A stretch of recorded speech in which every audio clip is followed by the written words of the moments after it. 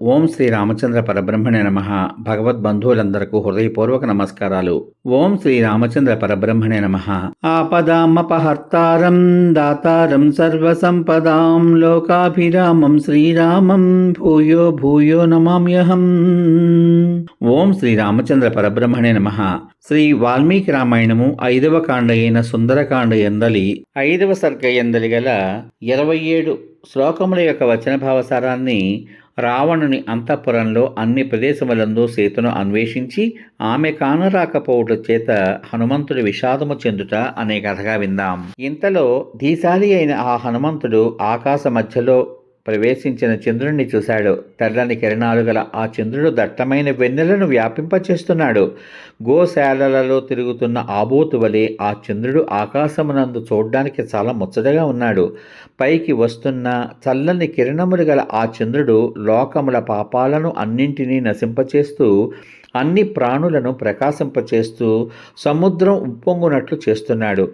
ఈ భూతలమునందు ఏ లక్ష్మి మందర పర్వతం మీద ఉంటుందో, సాయం సమయములందు ఏ లక్ష్మి సాగరంపై కనబడుతుందో, ఉదగములలో పద్మములలో ఏ లక్ష్మి కనబడుతుందో ఆ లక్ష్మియే అప్పుడు చక్కగా చంద్రుని ఆశ్రయించి ఉన్నది. వెండి పంజరములో ఉన్న హంస ఎలా ప్రకాశిస్తుందో, మందర పర్వత గుహలో ఉన్న సింహము ఏ విధంగా ప్రకాశిస్తుందో, గర్వించిన ఏనుగుపై కూర్చున్న వీరుడు ఏ విధంగా ప్రకాశిస్తాడో, ఆకాశమునందున్న చంద్రుడు ఆ విధంగా ప్రకాశించాడు.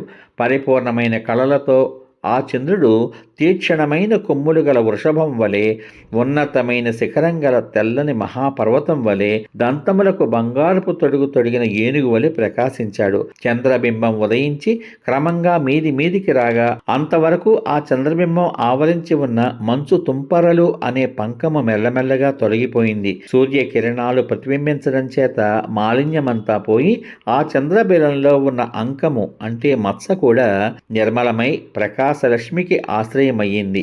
చెవులు పిల్లి అను చిహ్నంతో కూడిన పూజ్యమైన అట్టి చంద్రబింబం చాలా ప్రకాశిస్తోంది. ఆకాశంపైకి వస్తున్న ఆ చంద్రుడు శిలాతలంపైకి ఎక్కి నిలిచిన సింహం వలె, యుద్ధ రంగంలో ప్రవేశించిన మహాగజం వలె, రాజ్యాన్ని పొందిన రాజు వలె ప్రకాశించాడు. స్వర్గం వలె ప్రకాశిస్తున్న పవిత్రమైన ఆ సాయంకాల సమయంలో చంద్రుడు ఉదయించి ప్రకాశించడం చేత చీకటి నశించిపోయింది. రాక్షసులు మాంసభక్షణం ప్రారంభించారు. వనితలు వారి ప్రియులు తమ మనస్సులోని కోపాలను విడిచి కలుస్తున్నారు. ఆ సమయమందు చెవులకు ఇంపైన వీణాధ్వనులు వినవస్తున్నాయి. పతివ్రతలైన స్త్రీలు భర్తలతో కలిసి శయనిస్తున్నారు. అత్యాశ్చర్యాన్ని కలిగించు భయంకరమైన పనులు చేయు నిశాచరులు కూడా సంచరిస్తున్నారు. వీరుడు బుద్ధిమంతుడు అయిన ఆ హనుమంతుడు అనేక విధములైన గృహాలను చూశాడు. కొన్ని గృహాలు మదించి ఏమరపాటుతో ఉన్న జనులతో నిండి ఉన్నాయి. కొన్ని రథములతోనూ అశ్వములతోనూ భద్రజాతికి చెందిన గజములతోనూ ఉత్తమములైన ఆసనములతోనూ నిండి ఉన్నాయి. ఈ గృహాలన్నీ లక్ష్మితో కలకలరాడిపోతున్నాయి.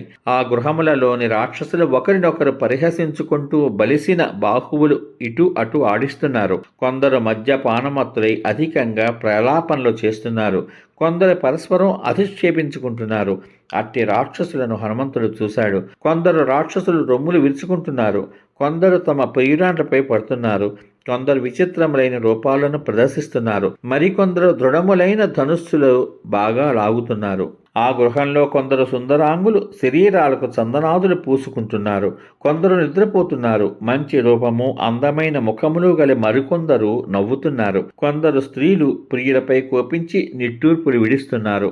ఆ నగరం ధ్వని చేస్తున్న మహాగజములతోనూ సమ్మానార్హులైన సత్పురుషులతోనూ నిండి ఉంది. దీర్ఘ నిశ్వాసములు విడుస్తున్న వీరులతో ఆ నగరం బుసలు కొట్టుతున్న సర్పములతో నిండిన మడుగు వలె ప్రకాశించింది. హనుమంతుడు ఆ నగరంలో ఎంతో బుద్ధిజీవులైన అనగా వివిధ విద్యలలో ప్రవీణులైన రాక్షసులను చూశాడు. వారందరూ మనోహరంగా మాట్లాడుతూ తమ విద్యా కర్తవ్యాదులందు మంచి శ్రద్ధతో అనేక విధములైన కార్యాలు చేస్తూ జగత్తులో ప్రధానులై ఉన్నారు. వారి పేర్లు కూడా మనోహరంగా ఉన్నాయి. మంచి రూపాలు గల ఆ బుద్ధి జీవులందరూ అనేక సద్గుణములతో ఒప్పుచున్నారు. తమ తమ విద్యాదులకు అనుగుణంగా ప్రవర్తిస్తూ ప్రకాశిస్తున్నారు. వారిని చూసి హనుమంతుడు సంతోషించాడు. అక్కడ వికృత రూపములు గల మరికొందరు రాక్షసులు కూడా కనబడ్డారు. వారి ప్రవృత్తులు వారి రూపాలకు అనుగుణంగా ఉన్నాయి. పిమ్మట ఆ హనుమంతుడు ఆ గృహంలో అత్యుత్తమమైన గుణసంపద కలవారు, గొప్ప ప్రభావం కలవారు అయిన స్త్రీలను చూశాడు. రాక్షసుల భార్యలైన ఆ స్త్రీలు తమ తమ ప్రియులపై ప్రేమాతిశయం కలవారై మద్యపానాసక్తలై ఉన్నారు. మంచి కాంతి గల నక్షత్రముల వలె ప్రకాశిస్తున్నారు. కాంతితో ప్రకాశిస్తున్న కొందరు స్త్రీలు అర్ధరాత్రమునందు తమ ప్రియుల కౌగిలింతలలో చిక్కి సిగ్గుపడుతూ అత్యానంద భరితలై ఉన్నారు. వారు పుష్పములు కప్పిన పక్షుల వలె ఉన్నారు. మరికొందరు స్త్రీలు మేడల పైభాగములపై భర్తల ఒడులలో సుఖంగా కూర్చున్నారు. మన్మథావేశంతో కూడిన వారందరూ భర్తల ప్రేమకు పాత్రలై వారితో రతికేళులు సలుపుతున్నారు. వారందరూ ధర్మ మార్గమును అనుసరిస్తున్నారు. అక్కడ హనుమంతునకు కనబడిన స్త్రీలలో కొందరు వస్త్రవిహీనలై బంగారు తీగలవలే ఉన్నారు. అత్యధిక సంభోగానందాన్ని ఇవ్వగలిగిన మరికొందరు పుట్టము పెట్టిన బంగారు రంగులో ఉన్నారు. కొందరి శరీరవర్ణం చంద్రునిలోని మత్స రంగు వలె ఉంది. అందమైన అవయవములు వర్ణము గల మరికొందరు స్త్రీలు ప్రియ వియోగంతో బాధపడుతున్నారు.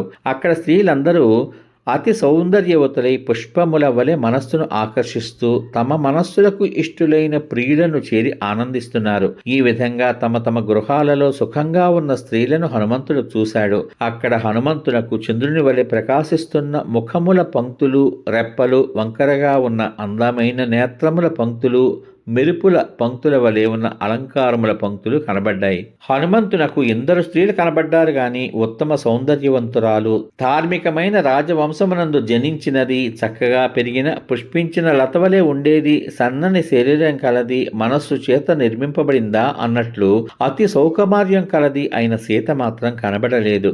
ఆ సీత అతి పురాతన కాలం నుంచి వస్తున్న ధర్మ మార్గమునందు స్థిరంగా నిలిచింది. రాముని మనస్సులో స్థిరంగా నిలిచి ఉన్నది. ఆమె అన్ని కాలములందు శ్రేష్టమైన స్త్రీలు అందరికంటే కూడా చాలా ఉత్తమరాలు. అట్టి సీత మాత్రం కనబడలేదు. విరహ తాపంతో బాధపడుతున్న ఆ సీత కంఠము నిరంతరము బాష్పంతో నిండి ఉంది. ఆమె పూర్వము కంఠమునందు సువర్ణ నిష్కమును ధరించడిది గాని ఇప్పుడు దాన్ని ధరించడం లేదు. ఆమె కంటి రెప్పలు దట్టంగా అందంగా ఉంటాయి. కంఠస్వరం స్నేహభరితమై ఉంటుంది. నాట్యము మాని అడవిలో నివసించే ఆడ నెమలి వలె ఉన్న ఆ సీత మాత్రం హనుమంతునకు కనబడలేదు. సీత అస్పష్టమైన ఆకారం గల చంద్రకళ వలె, పరాగం కప్పిన బంగారు రేఖ వలె, గాయం తగిలి అది మానిపోయినా కూడా ఆనవాలుగా నిలిచిన బాణము దెబ్బ వలన కలిగిన రేఖ వలె, గాలి చేత చెదరగొట్టబడిన మేఘ రేఖ వలె ఉన్నది. అట్టి సీత మాత్రం హనుమంతునకు కనబడలేదు. హనుమంతుడు ఎంతసేపు వెదిగిన పిమ్మట కూడా రాముని భార్య అయిన సీత కనబడకపోవడం చేత చాలా దుఃఖాక్రాంతుడై కొన్ని క్షణాల పాటు ఉత్సాహశూన్యుడైపోయాడు. సమాప్తం. ఇంతవరకు మీరు శ్రీ వాల్మీకి రామాయణము 5వ కాండ అయిన సుందరకాండ యందలి 5వ సర్గయందలి గల 27 శ్లోకముల యొక్క వచన భావసారాన్ని, రావణుని అంతఃపురంలో అన్ని ప్రదేశములందు సీతను అన్వేషించి ఆమె కానరాకపోవడం చేత హనుమంతుడు విషాదము చెందుట అనే కథగా విన్నారు. రేపటి భాగంలో శ్రీ వాల్మీకి రామాయణము 5వ కాండ అయిన సుందరకాండ యందలి గల 6వ సర్గయందలి గల 44 శ్లోకముల యొక్క వచన భావసారాన్ని, హనుమంతుడు సీతకై రావణుని అంతఃపురంలో అన్వేషించుట అనే కథగా విందాం. ఓం శ్రీ రామచంద్ర పరబ్రహ్మణే నమః. శ్రీరామ రామ రామేతి రమే రామే మనోరమే సహస్రనామ తత్తుల్యం రామనామ వరాననే. ఓం శ్రీ రామచంద్ర పరబ్రహ్మణే నమః. సర్వే జనా సుఖినో భవంతు. శుభమస్తు. స్వస్తి.